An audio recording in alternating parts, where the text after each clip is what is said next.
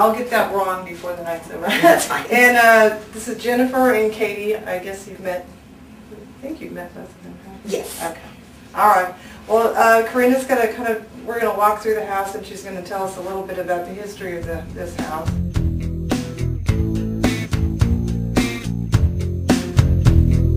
Do we deserve your love? If not, no one does. Worry enough about you. This is, I guess, her best friend, one of her best friends. His name is Edward Bradley Booth IV. He actually committed suicide in the backyard. There is a spot over there. I was sitting in this back room when I heard the shot, and I ran out and I watched him pass. And you could see where the spot is, exactly where his head was when it happened. All right, well, let's walk over there and look. Even though it makes me blue, sweet, wonderful you. Yeah, why should not anyone see? Love you more every day. But anyways, Karina's going to go ahead and tell us the history of what happened here. Okay. As far as, originally I did find out the house was built in 46.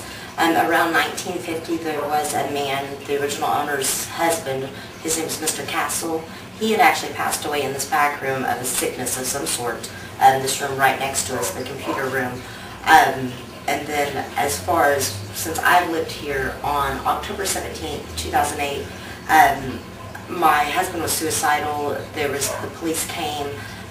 He had actually shot at them and then came in and committed suicide right here where I sit now. There was tear gas shot through every window of the home. His body remained in the home for over 12 hours before being removed. It was it was a pretty big ordeal. Justin was my husband. We were together for 10 years. He was my best friend, but he was always a very angry, unhappy person. All I can do is frown. Don't know why. How long ago did this happen? October 17th, 2008. So we're coming up on a year. So just about a year ago. Yes. Okay. Coming up on a year right now. All right. And then another friend of yours moved in after this, right? He actually didn't have the opportunity to move in. The plan was for him to move in. He had came over one day. The police had been to his home. He was frantic. He advised me he was a musician, so he advised me that he was going to go outside and write, and I didn't think anything of it. I was sitting here, I heard a shot, ran out back, and I witnessed the passing of his life, I guess you could say. And so there have been 3 people die in this home within the area that I know of. Yeah. 2 of them are definitely traumatic. And so your husband, he was in this room? Yeah, he was standing just like this. The gunshot hit right there, behind that picture. Okay. Aww. My sister actually did that. That's in memory. Let's go ahead and I'll also introduce Brian Ducharme is here, and he used to live in the home also for a short while. So he's going to tell us a little bit about what he's experienced. So go ahead, Brian. Okay, well, after Eddie passed away, I actually started to live here, I guess you would say. I always kind of sensed the energy levels, and I don't know, there was just something, I don't know, the energy just kind of drove me away, so I did move out, but I mean, I still come to visit.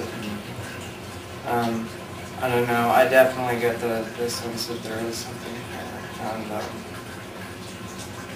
yeah. Okay. All right, well, we're going to go ahead and do a walkthrough. I'm going to do some audio recording. And then we're going to do a playback. We'll see if there's anything going on here, which it sounds like there is something going on in this house. So I guess we'll get started. Okay, I was going to let you know, just, those are pictures right there. That's Justin, that's Eddie. Those are... Oh, okay. And those are actually Eddie's ashes in the urn right there. Okay, and so Eddie's ashes.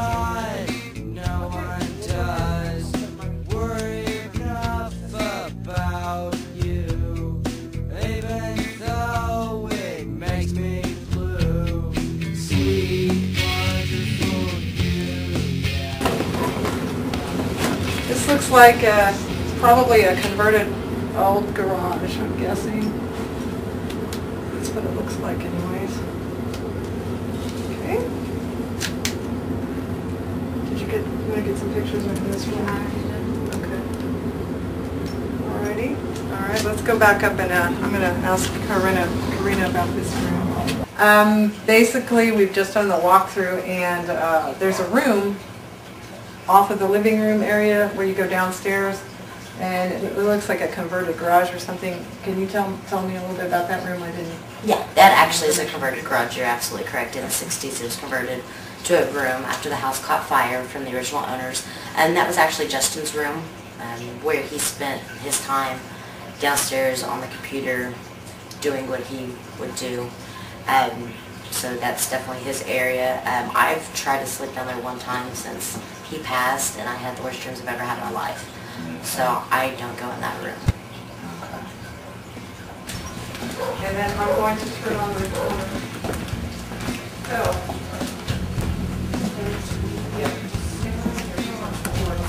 Oh. You didn't do that?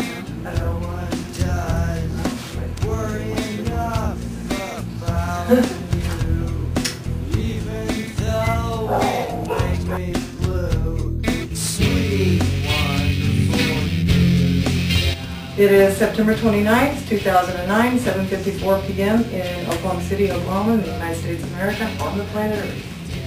We're going to start the walkthrough at the front door. Go this way. First of all, I'd like to ask the monitors and technicians to please come through and help facilitate the session.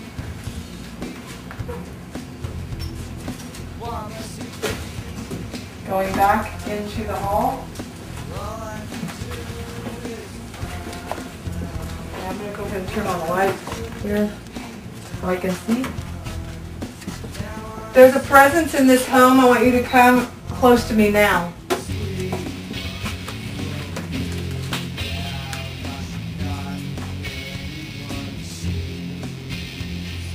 Alright. This is apparently probably Karina's bedroom. Now it's colder in here, the temperature is colder, but I think she said a lot of the windows were shot out during the police raid after the first death. And then, okay, whenever we go into a house and you see stuff like this usually means there was some type of domestic violence or something going on, but that's could be residual. I'll ask her about that, how long that's been like that. Going into the bathroom.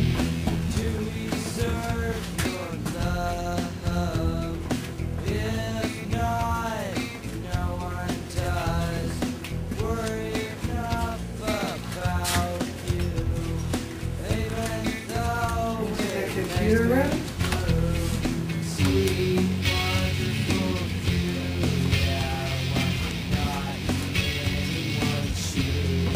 Okay.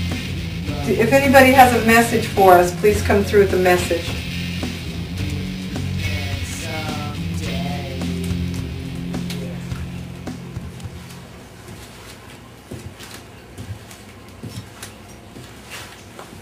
Walking back into the living room area.